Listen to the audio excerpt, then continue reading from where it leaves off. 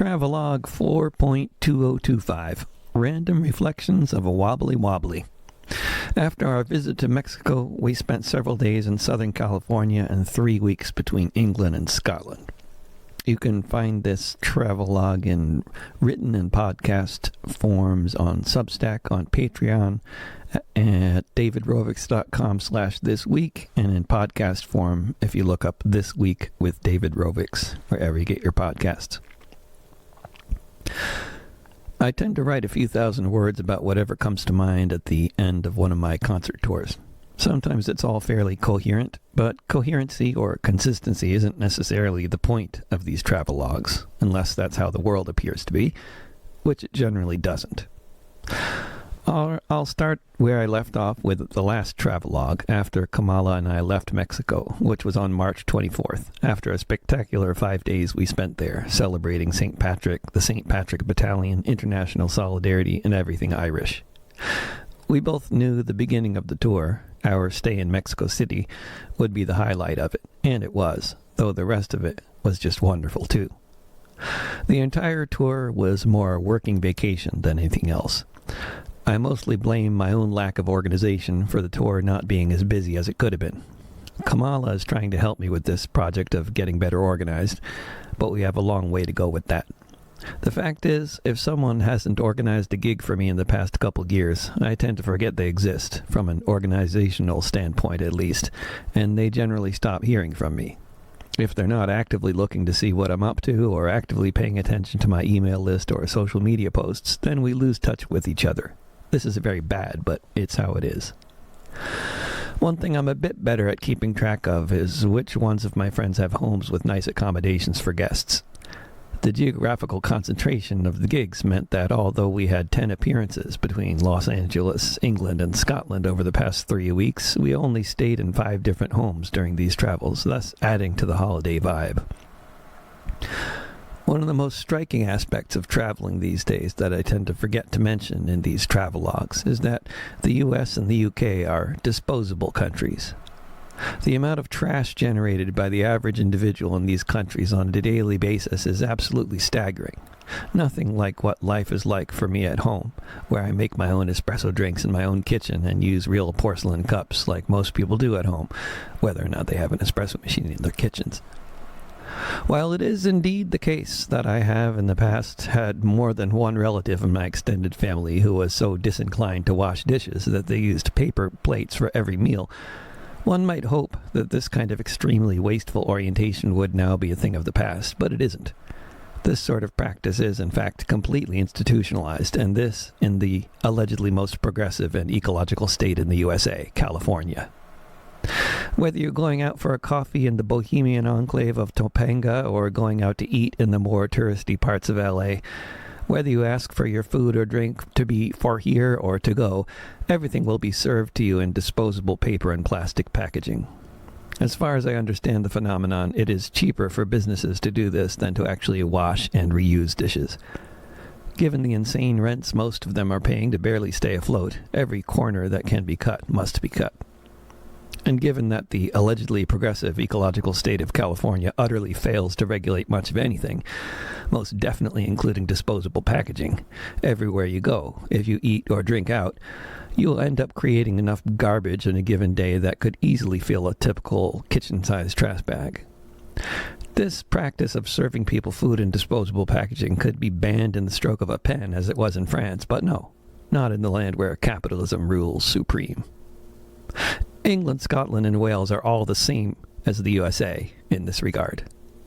As with every other bad practice adopted by folks in the USA, it's also become the norm in the land that many British leftists have long referred to alternatively as Airstrip 1 or the 51st state. When we got to LA, we were hearing about chaos at Heathrow Airport in London, which had shut down completely for a day because of a power outage resulting from a fire somewhere near the airport. Fire also characterized the landscape in LA.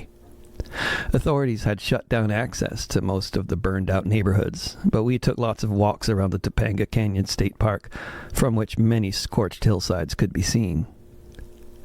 While it is indeed the case that a U.S. state has the power to regulate things like disposable packaging use within its borders, seeing the destruction wrought by the recent fires that destroyed so much of Los Angeles, hearing about the mass layoffs throughout the federal government, and hearing about Trump's wacko views on why the western states are so fire-prone, it's all extremely worrying.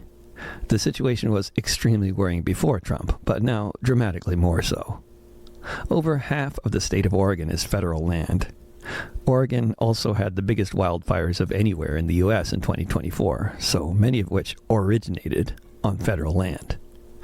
If it's just up to state and local authorities to deal with these massive fires, as it seems it will soon be, we can expect many more catastrophes on the level of what just happened in Los Angeles, and soon.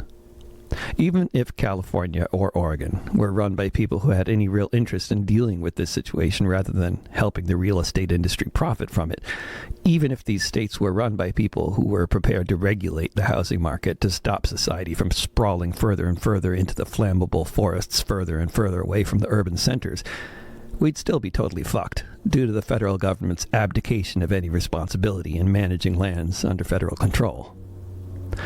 The first most noticeable things about flying into LAX, as well as flying into Heathrow, was the line at immigration was shorter than either Kamala or I have ever seen. People may be on the move all over the world, but not many of them seem to be flying into either Los Angeles or London these days. By a freak coincidence, the clouds parted the moment we landed, and the sun shone down from entirely blue skies everywhere we went, up until our last full day on the island, during which time it drizzled a little bit. Though sunny, it was still mostly cool and breezy. Altogether perfect weather if you don't think too hard about it. But when anyone we met wasn't busy enjoying the unusually sunny and unseasonably warm weather, they were talking about how unusually dry and flammable so much vegetation was looking like. Listening to BBC reports about how the island received 1/4 of its usual amount of rainfall for the month of March, and fearing for the future. The moors have already been catching fire on occasion in recent years, and look set to do that lots more in the next few. Our 3 weeks between England and Scotland on this tour involved a full schedule of gigs on 3 consecutive weekends, but with very little to do in between, aside from having lots of time to make the trip between England and Scotland and back. So we had plenty of time free to get into trouble, which included singing at 3 different protests. Unlike our last tour on that island that shall not be named, lest we offend a Scottish nationalist, this time there was no evidence that anyone seemed to hear about in terms of my various cancellation campaigners from either the pro-genocide Israel supporters or the anarcho-Puritan sectarian leftists. This may be because the right noticed their efforts were mainly serving to give them bad publicity, and the anarcho-Puritans are thinking better of being on the same side as the Zionists while Israel is committing genocide. Or it may be because people offering to organize gigs for me have learned to be very careful about choosing venues. Your typical pub that's barely staying in business can be easily pressured by letters threatening legal action. If the venue is owned by a labor union, on the other hand, they're much harder to intimidate. And if it's a venue associated with the Irish or Scottish Republican cause, they're used to be called terrorist sympathizers, so such accusations against me slide right off. Most of the venues we played in on this tour were either associated with a union or with republicanism of the Celtic variety. Our first gig in England was at the Islington Folk Club, and as always it was packed and a great night. I don't know what that folk club is like on the nights I'm not there, but whenever I'm the feature act, all the songs other participants do leading up to my sets are full of radical notions, while still generally staying within the fold of what is easily recognizable as traditional or trad music from one of those islands just to the north and west of France. Every time I play at Islington, I get to hear yet another poignant a cappella song about a hapless young man who was conscripted into service for the British Empire, only to die young in the process. 2 different Palestine-related fundraisers in Portsmouth were 2 more opportunities to hear more great music and poetry and storytelling as well. The person we stayed with there, as it happened, was marking the anniversary of the death of his son, who was a beautiful young man who had been very active, working in solidarity with refugees in France, along with his dad. And then, when what they called the full-scale war began in Ukraine, he joined the Ukrainians in their fight against Russia and got killed. On our way up to Scotland, where we had gigs on our second weekend on the unnamed island, we spent a glorious day hiking in the mountains of Cumbria with friends who live in Penrith and communing with the Danish sheep that the Vikings brought over to England 1,000 years ago. In Scotland, which is even less used to sunny weather than England is, many people were quite visibly turning pink from sunburn. Apparently, hospitalizations increased in Scotland during sunny weather, due to the tendency of certain Scottish folks to have no clue about the existence of sunburn as a phenomenon, and also their tendency to drink too much alcohol in reaction to the sun coming out, which I don't quite understand.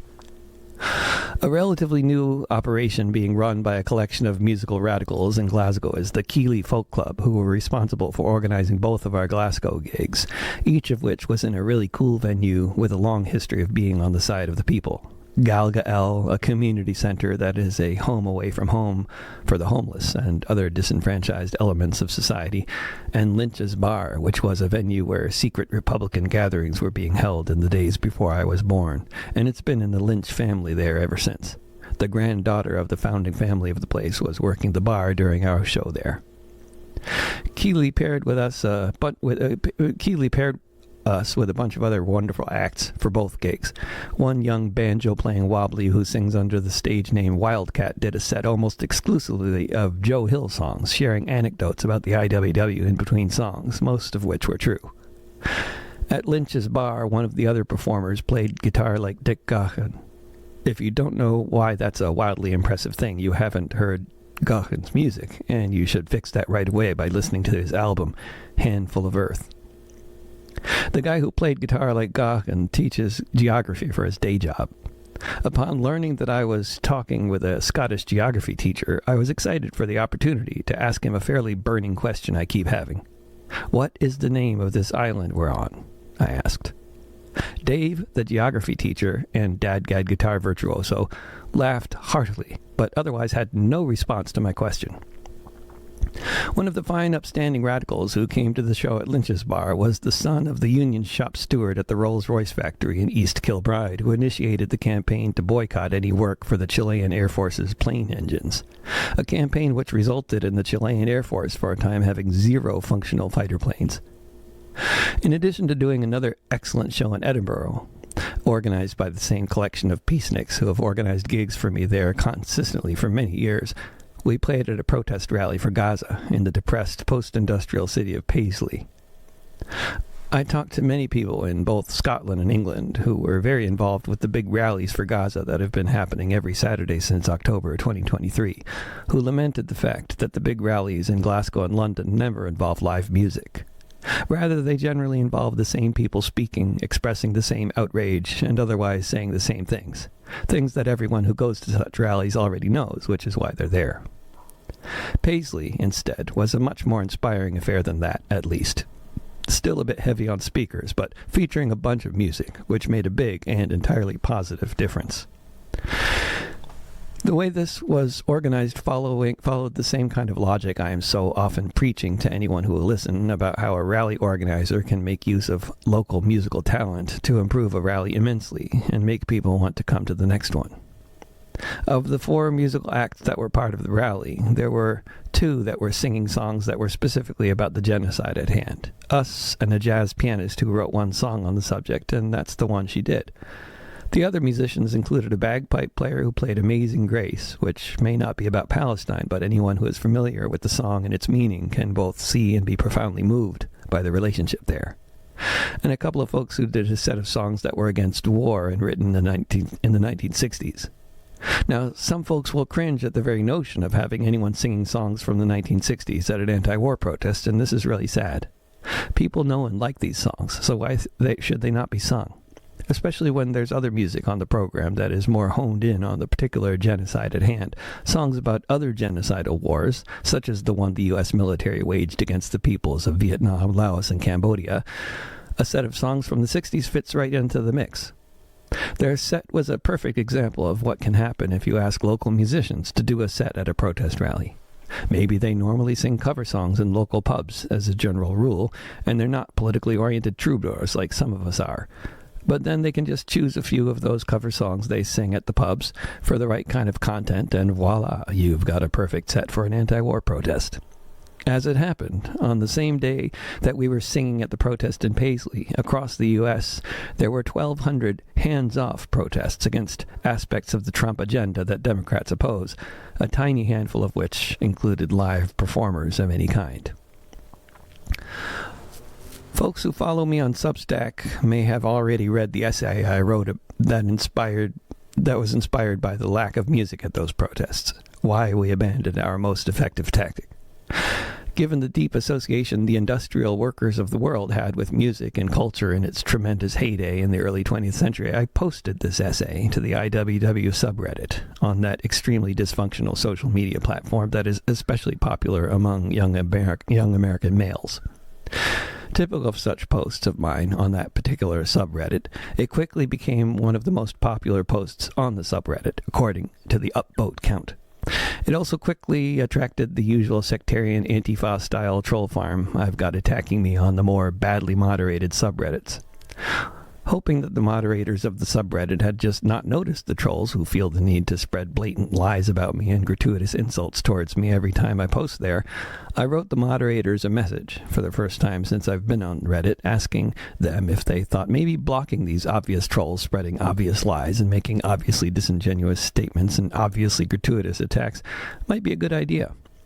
They responded that what these people were doing with their insults and attacks and lies was actually called criticism, and that these people with their comments were actually just calling me out for interviewing the wrong person on my YouTube channel 4 years ago. So, in case anyone out there is interested, the IWW subreddit is a troll-infested hellhole by design, not by accident, and the lack of good moderation on the subreddit is not the consequence of distracted and overworked volunteers, but it's actually the moderator's pet troll farm, entirely welcome in their completely dysfunctional ecosystem. Why I haven't been kicked off this subreddit as I was kicked out of the anarchism and socialism subreddits, where my posts were also some of the most popular ones, presumably because too many people in the IWW associate me with the union and would think it more than a little strange if one of the IWW's most well-known advocates were blocked from the IWW subreddit. Of course, throughout our travels, we were as glued to news reports as a couple of revolutionary news junkies have ever been. As everyone knows, it changes fairly dramatically by the hour in so many ways, especially in ways that aren't covered in most of the Western world's news reports. But listening to Al Jazeera, we got daily updates on the numbers of Palestinian children killed after the tents they were starving and freezing in were bombed randomly, and daily reports about the complete lack of food, water, medicine, or any other kind of aid being allowed into Gaza by the country that controls all of its borders, Israel. We shared these reports with our audiences wherever we went. It has now been well over 6 weeks. Back in England again for our last of 3 weeks on the island that some people call by the name of England, Scotland, and Wales, which I maintain is a ridiculous name for an island that the Greeks named something along the lines of Britain thousands of years ago. We had a lovely windy day on the south coast of Hastings, which seemed more abandoned than it had before, maybe because the last time I was there it was a bit later in the year, when some people go to the coast to lay on the beach and such, which no sensible person would have done on the day we were there. Well, there were a couple of scantily clad sunbathers freezing on the beach there, but only a couple. We were sharing our spacious London lodgings with a couple of folks who were visiting from Croatia, one of whom grew up in Belgrade in Serbia. In the midst of the constantly evolving news about Trump's tariffs on the world and deportations to the gulags, not only has the Western world been hearing very little about the rapidly developing famine in Gaza or the famine in Sudan, but very little news has been getting around about the ongoing massive student-led protest movement that has swept the entirety of Serbia in recent months. But Kamala and I became much better informed about developments there anyway. What has been especially exciting to a lot of anarchists, such as our flatmates from Croatia, has not just been the massive size of the movement and the widespread community support it has enjoyed, but in particular the movement's emphasis on direct democracy and horizontal organizing strategies. Along with a packed crowd at the London Action Resource Centre, with us and Steve White and the Protest family performing, that weekend in London coincided with a protest folks organized at the U.S. Embassy, which ended with Kamala and I and other folks performing at the encampment that folks have been maintaining for months now, across from the embassy. The new U.S. Embassy in London is a massive modern building that still has a palatial quality to it, given that it is basically surrounded by a moat. It's a pretty moat, but still very obviously a moat. Prior to our action there, Greenpeace activists had come around with some kind of red dye and made the moat turn red. The water in the moat is recycled, so clearly putting the red dye in it was a great plan because days later, it was still blood red. On the day we were there, a couple hundred folks came around to participate in a mostly silent vigil surrounding the embassy, with lots of banners against the genocide and various powerful artistic representations of the thousands of children who have been relentlessly killed by the Israeli military in Gaza over the past 18-plus months. What's happening 24/7 across from the embassy is a little peace camp with big banners on display at all times, along with clotheslines with children's clothes and other artistic ways to try to communicate the horrors of Israel's kindercide to passersby. The embassy workers mostly walk right through the encampment from the nearest subway stop on the way to and from work, along with lots of other people. From what I saw that day, most passersby are either sympathetic or disinterested, but rarely hostile, which seemed notable given the very upper-crust neighborhood the embassy is located in. Our very last musical appearance in England was another protest camp, one we only heard about at the Gaza Solidarity Encampment. Folks associated with the venerable campaign for nuclear disarmament were to set up camp outside the gates of the Lakenheath Royal Air Force Base, north of the city of Cambridge, where it was recently revealed in a tabloid media scoop that the US and UK have for years been making secret arrangements to use Lakenheath as a base for American nuclear missiles, much to the horror of many local residents. The CND has been around a long time, as have some of the principal CND organizers. Given that many of them are from that generation we call the 60s generation, or somewhat younger folks profoundly influenced by that generation, the idea of including lots of music and art as part of this peace camp was automatic. When I emailed on Saturday to offer to do a show there on Tuesday, I heard back from them right away with an enthusiastic "yes, please." After getting to the camp, I learned that some of my favorite radical musicians from southern England, such as Rob Johnson and the band Seize the Day, also had plans to come perform there the following day. Such a wild contrast with what happens when I offer to sing at a protest in the USA in recent years. That is, nothing. Over the decades, it has often seemed at the bigger rallies in the U.S. that used to have music at them, that if we had a good sound system and an otherwise optimal setup, inevitably this would mean the rally would get drowned out by a police helicopter hovering overhead. Of course, if the sound system sucked and no one could hear the stage anyway, the helicopter might be absent. In the case of our little concert at the gates of the Lakenheath RAF base, the loud noises occasionally drowning out the music came from fighter jets taking off very nearby.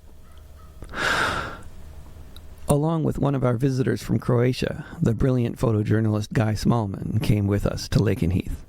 Guy was also one of the main organizers of the gigs at Lark Inn in Hastings, so all of these things were very well documented with wonderful photos. We had gotten to the Air Force Base hours earlier than we were scheduled to play, so we thought we'd check out the staging area where folks are camping nearby when they're not standing in front of the actual gates with lots of banners and such. We apparently got the wrong postcode to head to, but where we ended up was a picturesque neighborhood mainly accessible by dirt roads and canals, where we found quaint houses, houseboats, farms, and walking trails. While we were walking along the canals and admiring the wildlife and the houseboats, I got a message from folks in Sweden who protested against Israel's participation in the Eurovision Song Contest, which was hosted in the city of Malmö last year. They were messaging me to ask if I would be a judge for next month's Palestine Vision Genocide-Free Song Contest. Looking forward to that. As it happens, the day I left Heathrow to head home to Oregon was April 16th, and the 25th anniversary of the A-16 protests in Washington, D.C., when tens of thousands of people came to commit nonviolent civil disobedience surrounding a 90-block section of the city and severely hampering the operations of the IMF/World Bank summit that was happening there that week, which was cut short because of our activities. My first flight back to the U.S. was the main one, from London to Seattle. Whereas at LAX and Heathrow, my experience at immigration was one of waiting for about 2 minutes in a very short line before breezing through. In SeaTac, there was no line at all. I just walked right up to the one guy who was working there, and that was it. The last time I came to SeaTac Airport on an international flight, which was maybe a year ago, the line for immigration was a mile long, as it usually has been at LAX and Heathrow. Not now, of course. Every hour I hear new stories of the deportations of permanent residents for participating in protests, and others being sent with no trial or judicial process to some kind of endless sentence in a gulag in El Salvador. And today, as I land back in the land of the free, Trump is finally talking openly about treating U.S. citizens to the same fate. I don't know what's coming next, but I do know that the U.S. left is in the most anemic and incompetent condition it has ever been in since the 1950s. But at least back then we had Pete Seeger, and even a widespread affection for the notion that music was a powerful medium for communication. Compared to now, really, the state of domestic dissent in the 1950s looks pretty good. I wish I could say, therefore, that there was nowhere to go but up. But looking at reality, anyone with a passing familiarity with the history of fascism can tell you that that's not true.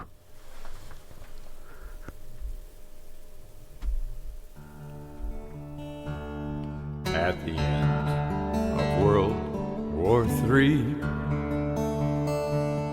mid all the lightning and thunder, those left alive, as long as they live, will wonder,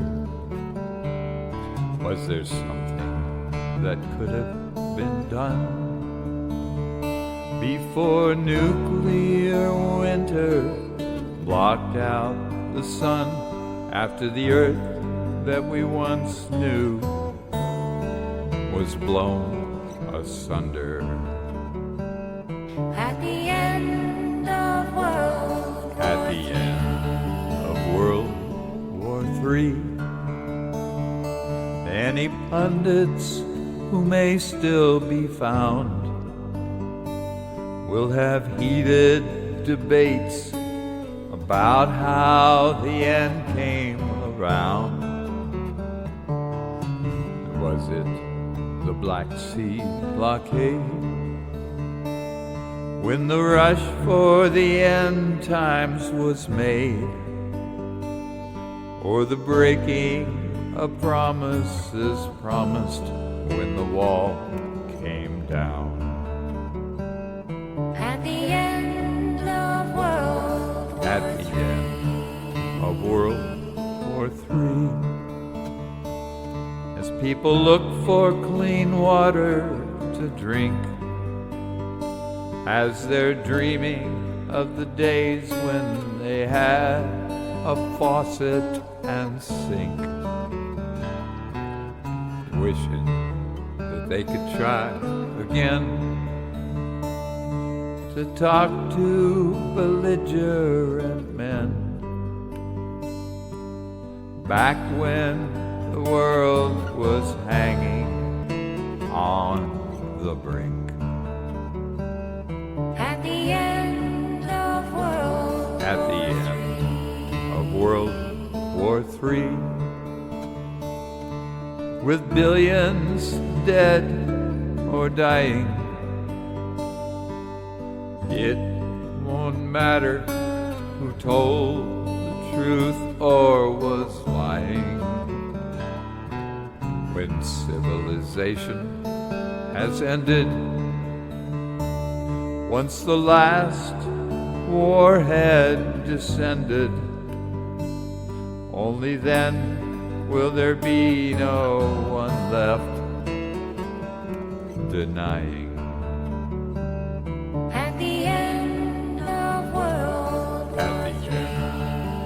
World War III, as the few left alive